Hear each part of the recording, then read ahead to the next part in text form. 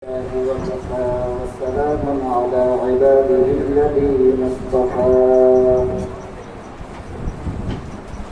أما بعد فأعوذ بالله من الشيطان الرجيم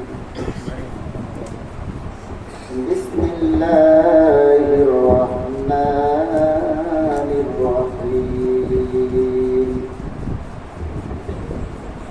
إن الذين آمنوا وعملوا الصالحات لهم جنات تجري من تحتها الأنهار ذلك الفوز الكبير قال رسول الله صلى الله عليه وسلم خيركم من تعلم القرآن وعلمه وقال رسول الله صلى الله عليه وسلم إذا مات الإنسان انقطع عنه عمله إلا من ثلاث من صدقة جارية أو ولد صالح يدعو له أو علم ينتفع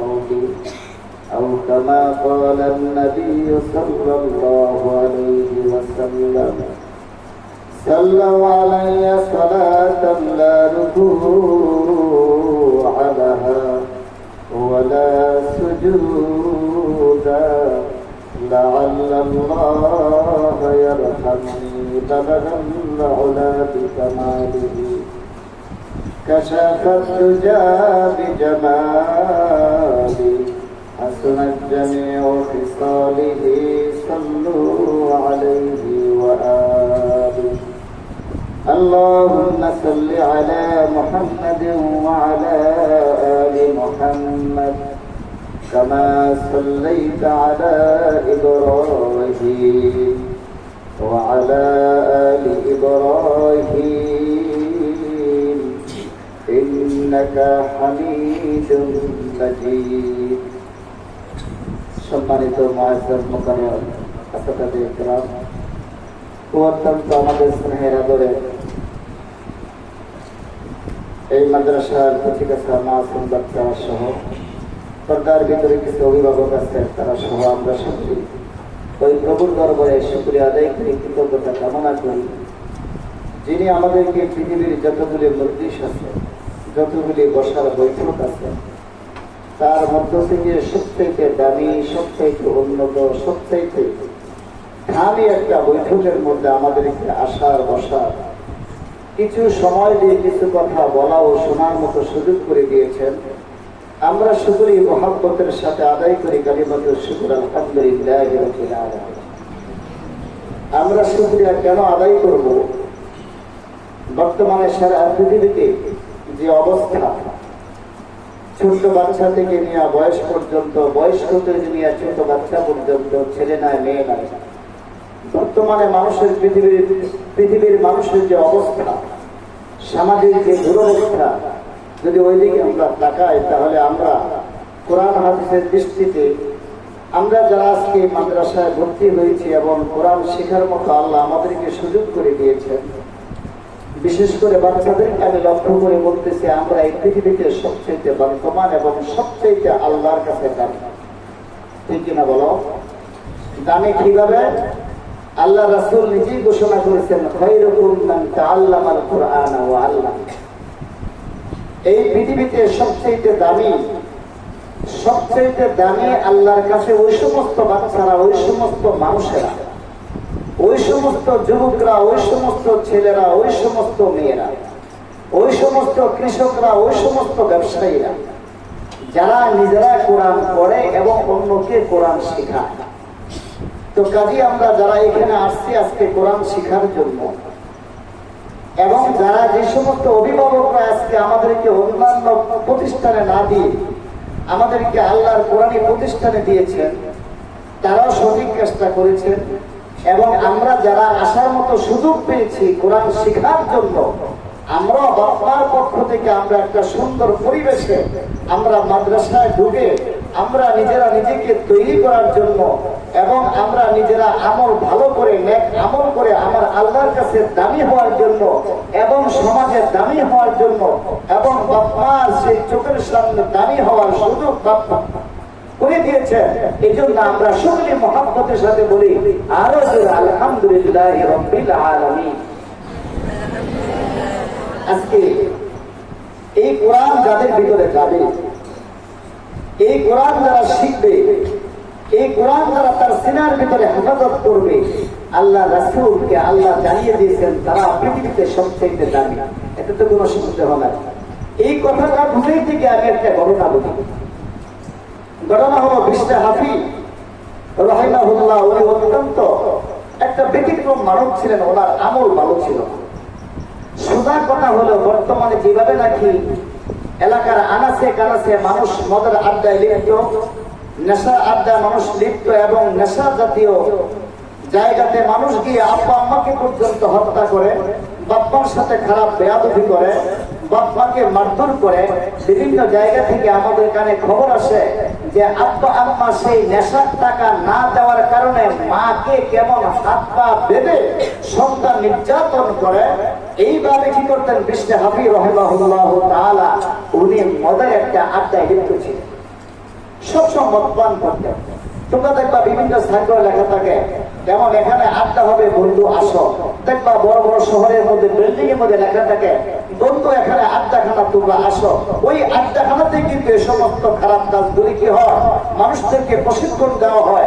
যারা দুষ্ট ছেলে তারা দুষ্ট ছেলেদেরকে তার সাথী বানানোর জন্য, দুষ্ট বানানোর জন্য এবং তার বডিগার্ড বানানোর জন্য, সংখ্যা তাদেরকে বৃদ্ধি করার জন্য এবং তার স্থানটাকে পরিপূর্ণ করার জন্য মানুষকে দাওয়াত দিতে থাকে। আল্লাহ পাক সুবহানাহু ওয়া তাআলা এমন একটি প্রতিষ্ঠানে আমাদেরকে নিয়ে আসেন, যেই প্রতিষ্ঠানে আসার পরে ওই সমস্ত দুষ্কৃতী মানুষের দাওয়াতের সুযোগ আমাদের কানে আসার মতো সুযোগ নাই এবং সেই দাওয়াত আসবে না। এবং সেই দাওয়াত যদিও আসে, যদি এই পরিবেশ আমরা দেখি তখনও আল্লাহর কোরআন সিনার ভিতরে থাকা অবস্থা ওই দাওয়াত গ্রহণ করার মতো মন মানসিকতা আমাদের তৈরি হবে না, ঠিক কিনা বলা? তাহলে আল্লাহ পাক সুবহানাহু ওয়া তাআলা দুনিয়ার সমস্ত যে সমস্ত মজলিস আছে, যে সমস্ত বৈঠক আছে, তার মধ্যে সবচেয়ে উন্নত বৈঠক হলো এই বৈঠকটা। এই বৈঠকে যারা বসছে, যারা আসছে, আল্লাহ রাসূল ঘোষণা করেন আল্লাহ পাক তাদের পিছনের সমস্ত গুনাহ খাতাগুলি মাফ করে দেবেন। এখন সময় তো অল্প, হাদিসটা উচ্চারণ করলাম না। আরেক হাদিসের মধ্যে আছে যখন তারা ঘর থেকে বের হয়, মানে ঘর থেকে রওনা হয়, ওই বৈঠকে অংশগ্রহণ করার জন্য আল্লাহ পাক বলেন ফেরেশতাকে আমি অর্ডার দিয়ে দেই, হে ফেরেশতা, যারা নাকি এই সমস্ত মজলিসের মধ্যে, কোরআনের মাহফিলের মধ্যে ভালো জায়গাতে যাওয়ার জন্য ঘর থেকে রওনা হয়েছে, তুমি তার গুনাহ খাতাগুলি মাফ করতে থাকো এবং বৈঠক শেষ করে তার বাড়িতে ফেরা পর্যন্ত সমস্ত গুনাহ মাফ করে তাকে গুনাহ মুক্ত বানিয়ে যার দ্বারা আপন বাসায় তাকে ফিরিয়ে দাও। তাই আজকে যারা আমরা অভিভাবক, আমাদের সন্তানদেরকে কোরআনের পাখি হওয়ার জন্য আজকে আমরা সুযোগ করে দিয়েছি। একদিন আমরা চলে যাব, কিন্তু আল্লাহ পাক সুবহানাহু ওয়া তাআলা রাসূলকে জানিয়ে দিয়েছেন ইজা মাতাল ইনসান, মানব যখন পৃথিবীর হায়াত খতম করে, যখন পরকালের জীবনে যখন কদম রাখে, তখন মানুষের দুনিয়ার সমস্ত নেক আমলগুলি বন্ধ হয়ে যায়। বান্দা নামাজ পড়েছিল আর নামাজের সওয়াব পাবে না, বান্দা বাইতুল্লাহ জিয়ারত করে হজ করেছিল, হজের সওয়াব তার আমলনামায় আর ঢুকবে না, বান্দা কেমন দুনিয়ার জমিনে তাহাজ্জুদ আদায় করেছিল তার কবরে তাহাজ্জুদের সওয়াব ঢুকবে না, কিন্তু তিনটা আমলের সওয়াব মরার পর তার কবরে চালু থাকবে। আমরা সুবহানাল্লাহ বলবো না? তাছাড়া একবার সুবহানাল্লাহ বলে জান্নাতে একটা কি ফলের গাছ তৈরি হয়, যে হুজুর এত গাছ দিয়ে কি করবো? হ্যাঁ, জান্নাতের দাম এত বেশি। হাদিসের মধ্যে আছে সারা পৃথিবীর সমস্ত সম্পদ এক পাল্লায় দিলেও জান্নাতের দাম এত বেশি, আঙ্গুলের মতো মোটা, এক হাত পরিমাণ লম্বা একটা লাঠি ব্যাগ রাখতে যতটুকু জায়গা ওই লাঠির নিচে যায়, সারা পৃথিবীর সমস্ত ডলার দিলেও ওই লাঠির নিচে এক হাত পরিমাণ জায়গার দাম হবে। পরিষ্কার হাদিস। এক একটা লাঠি, হুজুরা লাঠি রাখে না তোমাদেরকে ভয় দেখানোর জন্য, যাতে তোমরা দুষ্টামি না করো, একে অপরকে আক্রমণ না করো, ভালো করে লেখাপড়া করো, ঠিক মতো সবক শোনা। ওই লাঠি রাখতে লাঠির নিচে যে জায়গা, সারা পৃথিবীর সমস্ত সম্পদ দিলেও ওই 1 হাত পরিমাণ লম্বা আঙ্গুলের মতো মোটা বেতের নিচে যে জায়গা আছে, ওই জায়গার দাম হবে না। এজন্য আমরা আল্লাহর যখন কোন নিয়ামতের কথা শুনবো, আমরা বলবো সুবহানাল্লাহ। যখন আল্লাহর কোন নিয়ামতের কথা শুনবো আলহামদুলিল্লাহ। যখন আশ্চর্য কিছু শুনবো আল্লাহু আকবার বলতে দেরি, কিন্তু আল্লাহ খুশি হতে দেরি হয় না। আর যাদের প্রতি আল্লাহ খুশি হবে তাদেরকে আল্লাহ পাক আল্লাহর কোরআন, আল্লাহর চিঠি, আল্লাহর কিতাব তাদের সিনাতে ঢোকার জন্য আল্লাহ সাহায্য করবে। এই সিনাতে কোরআন ঢোকার জন্য 1 নম্বর শর্ত হলো বাচ্চারা গুনাহ থেকে তার জেহেনকে, তার চোখকে, কানকে, মুখকে মুক্ত রাখতে হবে। কারণ বাচ্চাদের ভিতরে যে কোরআন ঢুকবে, ঢোকার রাস্তা কয়টা? কথা বলো, কয়টা? 3টা। কয়টা? 3টা। 3টা পথ দিয়ে তোমার ভিতরে, তোমার সিনাতে আল্লাহ কোরআন ঢুকবে। যারা এখানে হেফজ করতে আসছো, আমরা দিয়েছি, আমারও নাতি আছে, কেমন অনেকে গার্জেন এখানে আছে। তাহলে এই কোরআন ভিতরে ঢোকার রাস্তা কয়টি? 3টি। একটা রাস্তা হলো কেমন মুখ, আরেকটা রাস্তা হলো কান, আরেকটা রাস্তা হলো চক্ষু। এই 3টা রাস্তাকে আমরা গুনাহ মুক্ত যতক্ষণ পর্যন্ত না রাখবো, ততক্ষণ পর্যন্ত আমার সিনার ভিতরে কোরআন ঢুকবে না। আর যদিও ঢুকে, কিন্তু বেশিক্ষণ থাকবে না। এবং যে বাচ্চা নাকি তার চোখকে হেফাজত করবে, যে বাচ্চা খারাপ কথা না শুনে তার কানকে হেফাজত করবে, যে বাচ্চা খারাপ কথা, পচা কথা না বলে তার জবানকে কন্ট্রোল করবে, আল্লাহ পাক সুবহানাহু ওয়া তাআলা রাসূলকে জানিয়ে দিয়েছে ওই বাচ্চা অতি দ্রুত হাফেজে কোরআন হয়ে কেমন তার আপনার কেমন সুনাম ধন্য অর্জন করতে পারবে এবং হাফেজে কোরআন হতে পারবে, এবং কখনো কোরআন সিনাতে একবার ঢুকবে আর কখনো সিনা থেকে কোরআন বের হবে না। ওই যে বিষ্ণু হাতি মদ পান করতো, তো সর্বদা মদ পান করে হঠাৎ করে একদিন ঘর থেকে বেরিয়েছে মদ পান করার জন্য, আড্ডা খানা খাবে, বন্ধুদের সাথে মদ পান করতো। চলন্ত পথে একটু পথ অতিক্রম করার পরে দেখে রাস্তার মধ্যে একটা আরবি লেখা। আরব দেশের মানুষ তো যেমনি ভাবে আমরা বাংলাদেশের মানুষ বাংলা লেখা দেখলে চিনি, সরয়া রস্যই দীর্ঘি আমরা চিনি না, ঠিক আরব দেশের মানুষও যদিও নাকি মদ পান করে, কিন্তু তারা কোরআনের আয়াতটা দেখলেই বুঝি। দেখলো একটা আরবিতে লেখা, ওটার মধ্যে লেখা বিসমিল্লাহির রহমানির রহিম। বিষ্ণু আমি চিন্তা করলো, হায় যে আল্লাহ আমাকে সৃষ্টি করেছে, এই আল্লাহর কোরআনে একটা আয়াত, তো কাজেই জীবনে তো দুনিয়াতে আসার পরে কোনো ভালো কাজ করতে পারি না, তো এটা নিচে পড়ে আছে, মাটির মধ্যে পড়ে আছে, হয়তো মানুষের মধ্যে পাড়া দেবে, আল্লাহ নামের মধ্যে মানুষ পাও দিয়ে আঘাত করবে, এটা কখনো আমি বরদাস্ত করতে পারি না। কারণ যে ব্যক্তির নাকি যে জাতের আয়াত, এই জাত তো আমার স্রষ্টা, কাজেই জীবনে কোনো ভালো কাজ করতে পারি না। আজকে বিসমিল্লাহ আয়াতরা একটু মুছে, যেমন মদ পান করার পূর্বে এই কাজটা করি, হয়তো আল্লাহ খুশি হয়ে যায়। উনি বিসমিল্লাহ আয়াতরা কাগজের টুকরাটা হাতে নিছেন, ভালো করে এটাকে ধুলা মুক্ত করছেন, ধুলা মুক্ত করে কেমন মুখে চুমা লাগাইছেন, সিনার সাথে মিলাইছেন, অতবার একটা উঁচু জায়গার মধ্যে, সবচেয়ে উঁচু মকামের মধ্যে একটা জায়গার মধ্যে সে বিসমিল্লাহ যুক্ত কাগজের টুকরা করে হেফাজত করছে। এটা কইরা মদের আড্ডাখানায় চলে গেছে। মদের আড্ডাখানায় গিয়া বন্ধুদের সাথে মদ পান করে বেহুশ হয়ে পড়ে আছে। সর্বযুগেই কিন্তু একজন অলি থাকে পৃথিবীতে।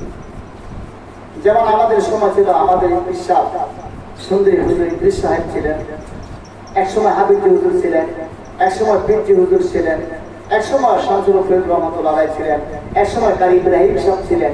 এরকম যুগে যুগে একজন অলি থাকে। তৎকালীন সময় একজন অলি ছিলেন হাসান বসরি রহমাতুল্লাহ আলাইহি। ওনাকে আল্লাহ পাক ইলহাম করে দিয়েছেন, জানিয়ে দিয়েছেন, হে হাসান বসরি, তুমি তো এই যুগের অলি, তোমার একজন এলাকাবাসী যার নাম হলো কেমন বিষ্ণু হাফি, সেখানে কাজটা হলো আমার নামটা ময়লা মুক্ত যুক্ত ছিল, সেই নামটাকে ময়লা মুক্ত বানিয়ে বুকের সাথে মিলিয়েছে, মুখে চুমা দিয়েছে। আমি আল্লাহ বরদাস্ত করতে পারি না, এই জন্য তাকে মধ্যে আড্ডাখানা থেকে তুমি নিয়ে আসো। আমি আল্লাহ তার জীবনের সমস্ত গুনাহ খাতাগুলি মাফ করে অলিদের নামের মধ্যে আমি তার নামটাকে আমি আল্লাহ কুদরতি কলম দিয়ে লিখে দিয়েছি। তো হাসান বসরি মদের আড্ডাখানা গেছেন, যাওয়ার পরে বললো যুবকরা যে হুজুর এখানে কেন আসছেন, আমার তো সবাই ছিল, এটা তো আপনার জায়গা না, এখানে তো খারাপ মানুষ তো আসে। মদের আড্ডাখানায় আসে ওই সমস্ত মানুষ যারা সমাজের মধ্যে সবচেয়ে নিকৃষ্ট, যাদেরকে বউ পছন্দ করে না, যাদেরকে ছেলেও পছন্দ করে না, যাদেরকে মেয়েও পছন্দ করে না, যাদেরকে আপন ভাইও পছন্দ করে না, যাকে কোনো বন্ধু বান্ধব পছন্দ করে না, এবং যার সাথে কোনো মানুষ আত্মহত্যা করতে পর্যন্ত রাজি হয় না। এই জায়গাটা তো এটা আপনার জায়গা নয়। হাসান বসরির মতো লোক এখানে আসার কথা ছিল না। বললো দেখো আমি তো আসি নাই, আমাকে ওই জাত আসার জন্য অর্ডার দিয়েছে, যিনি সাতটা আসমানকে বানিয়েছে, যিনি সাতটা জমিনকে বানাইছে, যিনি পৃথিবীকে সাজিয়েছে, জমিনকে সাজাইছে, আসমানকে সাজাইছে, চন্দ্র দিয়া সূর্য দিয়া নক্ষত্র দিয়া, যিনি আমাকে তোমাকে বানাইছে, ওই আল্লাহ আমাকে বলছেন এখানে আসার জন্য। একজন ব্যক্তি আছে যার নাম হলো হাসান বসরি, তাকে এখান থেকে বের করে নিয়ে যাওয়া হতো। তার বন্ধুরা বললো ওই যে কোরআনের মধ্যে নেশা করে পড়ে আছে, বেহুশ হয়ে পড়ে আছে, ওই লোকটা হলো হাসান বসরি। তো উনি গিয়া শ্যালকি বিশ্বে হাসি, শ্যালকি বিশ্বে হাসি, ওই যে মদের আড্ডাখানায় কোরআন মধ্যে বেহুশ হয়ে পড়ে আছে। হাসান বসরি গিয়ে হাত ধরে ধরছেন, উঠো, তোমাকে আল্লাহ আমাকে বলছে তোমাকে এখান থেকে বের করে নিয়ে যাওয়ার জন্য। যখন মদের আড্ডাখানা থেকে যখন নাকি হাসান বসরি যখন বিশ্রামে হাত ধরে যখন নিতে আরম্ভ শুরু করছে, কিন্তু কিছু রাস্তা অতিক্রম করার পরে আকাশ থেকে একটা গায়েবে আওয়াজ আসছে, ইয়া বিষ্ণু রফাতা ইসমি ফারফানা লা ওয়া তাইয়াবাতা ইসমি ফাতাইয়াবানা লা। আরবি শব্দ ইয়া বিষ্ণু রফাতা ইসমি ফারফানা লা। হে বিশ্বে, হে বিশ্বে হাবি, তুমি আমার নামটাকে জমিন থেকে উপরে করেছো এবং তুমি আমার নামটাকে ময়লামুক্ত করেছো। আমি আল্লাহ তোমাকে গুণামুক্ত বানিয়ে তোমাকে আল্লাহ ওলিদের নামের সাথে তোমার নামটা বসায় দিয়া আমি তোমাকে জান্নাতের মেহমান বানিয়ে দিলাম, শুধুমাত্র একটা আমলের কারণে, কারণ তুমি আমার নামটাকে ময়লামুক্ত করেছো। তুমি যখন আমার নামটাকে ময়লামুক্ত করছো, আমি তোমার পিছনে সমস্ত গুণাঘাতাগুলি মাফ করে বিশ্বে হাবি আমি তোমাকে গুনাহমুক্ত বানিয়ে আল্লাহর ওলি বানাই। যদি বিসমিল্লাহ হেফাজত করার কারণে আল্লাহর ওলি হয় না, বাচ্চারা এই আমার শেষ কথা। যদি শুধুমাত্র বিসমিল্লাহকে গুনাহমুক্ত করলে ওলি হওয়া যায় আর আসমান থেকে সুসংবাদ আসতে পারে, তাহলে গোটা কোরআন 30 পারাকে যখন আমি মূল্যায়ন করবো, 30 পারা কোরআনকে যখন আমি দিন দিন কয়েকবার চুমা দিব, যখন আমার বুকের সাথে মিলাইবো, আতর দিয়া যখন সেই কোরআনের গিলাফ যখন নাকি আমি আতরযুক্ত বানাবো এবং যখন সুগন্ধি বানাবো এবং সেই কোরআন যে গিলাফের ভিতরে থাকে ওই গিলাফ কোরআনের যে জানা গিলাফ যখন তার মধ্যে আতর দিয়া মুছবো আর যখন বুকে চুমা দিব, যখন সিনার মধ্যে লাগাবো, আল্লাহর হুকুমে অটোমেটিক আমাদের সবার ভিতরে কোরআন ঢুকবে আর কখনো বাচ্চা তোমাদের ভিতরে কোরআন বের হবে না। আমরা কোরআনকে যত্ন করবো তো, তাজিম করবো তো, কোরআনের গিলাফকে আতর দিয়ে আমরা কেমন সুসজ্জিত করবো তো, কেমন সুগন্ধি যুক্ত করবো তো ইনশাআল্লাহ। এটা করতে হলে ওযু ছাড়া কোরআন ধরা যাবে না, নাপাক নিয়ে কোরআন ধরা যাবে না। কোরআনকে কেমন সম্মান করতে হবে, যে যত বেশি কোরআনকে সম্মান করবে সে তত বেশি আল্লাহ নিকট নৈকট্য অর্জন করতে পারবে এবং সে দ্রুত হাফেজ হবে এবং সে কখনো কোরআনের আয়াতগুলি বলবে না। তাহলে বিশ্বে হাফেজ গণনা থেকে আমরা বুঝতে পারছি যে ব্যক্তি যত বেশি কোরআনকে তাজিম করব, যত বেশি কোরআনকে মহব্বত করব, যত বেশি কোরআনকে ভালোবাসবো, যত বেশি তাকে সম্মান করব, সেই কোরআন তত অতি সহজে আমার সিনার দিকে ঢুকবে। আল্লাহ পাক সুবহানাহু ওয়া তাআলা কেমন যত্নের মাধ্যমে, তাজিমের মাধ্যমে, চুমুর মাধ্যমে, বুকের সাথে মিলানের মাধ্যমে এবং কোরআনকে সুগন্ধি যুক্ত করার মাধ্যমে আল্লাহ আমাদের সকলকে হাফেজে কোরআন এবং হাফেজে কোরআন হওয়ার পরে সবচেয়ে বড় আলেম মুফতি এবং দিনের দায়ী এবং আল্লাহর জান্নাতে মেহমান হওয়ার তৌফিক দান করুন। আমরা সকলেই বলি আল্লাহুম্মা আমিন। আল্লাহ পাক সুবহানাহু ওয়া তাআলা আমাদের সকলকে এই কথাগুলি মেনে চলার তৌফিক দান করুন। এবং আজকে আমরা যে সমস্ত উস্তাদদের মেহনত এবং পরিশ্রমের বিনিময়ে সবচাইতে কষ্ট হলো বক্তব্য। আমরা কিতাব পড়ায় তেমন কষ্ট লাগে না, কিন্তু যিনি প্রথম মন্তব্য পড়ায়, এই হরফগুলি যে উচ্চারণ করায়, এটা যে কত কষ্ট। এরপরে পরিশ্রম হলো যিনি নাকি নাজরানা পড়ায়, আরো পরিশ্রম। এরপরে হাবের সাহেব যারা নাকি কষ্ট পরিশ্রম করে আজকে তোমাদেরকে আস্তে আস্তে আরেকবার থেকে নিয়ে এই পর্যন্ত নিয়ে আসছে, সর্বদা তাদের জন্য প্রাণ খুলে দোয়া করো যে আল্লাহ তুমি আমার উস্তাদকে রোগমুক্ত বানিয়ে দাও, আমার উস্তাদকে অভাবমুক্ত বানিয়ে দাও, আমার উস্তাদকে আল্লাহ তুমি কেমন গুনাহমুক্ত বানিয়ে দাও, আমার উস্তাদকে আল্লাহ তুমি দুনিয়ার শান্তি এবং পরকালের শান্তি দিয়ে দাও। আমি সময়ের জন্য বলতে পারি না যে সমস্ত অভিভাবকরা আজকে আমরা সন্তান দিয়েছি, কেমন তাদের মরার পরও সন্তান দোয়া করুক আর না করুক অটোমেটিক আমার কবরে সব বুঝতেই থাকবে। এটা মা তার ইনসান ইনকাতা আনহু আমালহু ইল্লা মিনাস সালাস, কেমন ওয়ালাদিন সালেহ।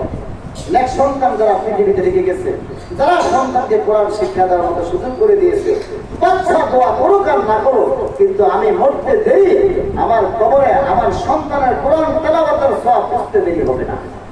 এই জন্য অভিভাবকদের জন্য কি আজকে সুসংবাদ রয়েছে, উস্তাদের জন্য সুসংবাদ।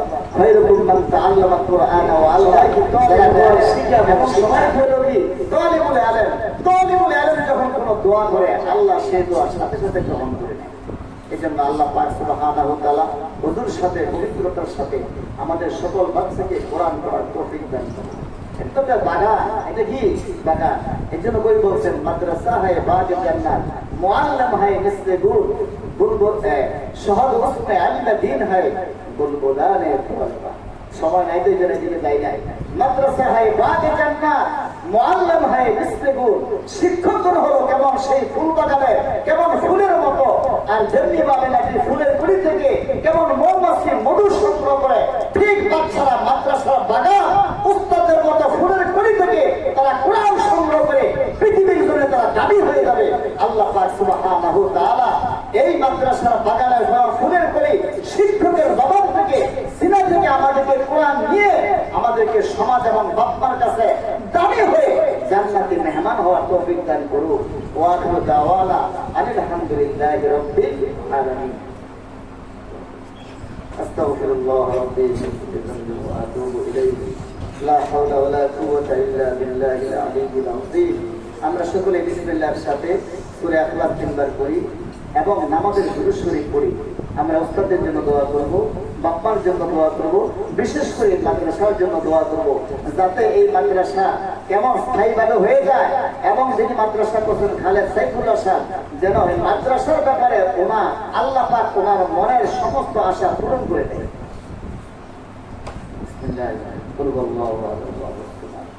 لم يلد ولم يولد ولم يكن له كفوا احد. بسم الله الرحمن الرحيم. قل هو الله احد الله الصمد لم يلد ولم يولد ولم يكن له كفوا احد. بسم الله الرحمن الرحيم. قل هو الله احد الله الصمد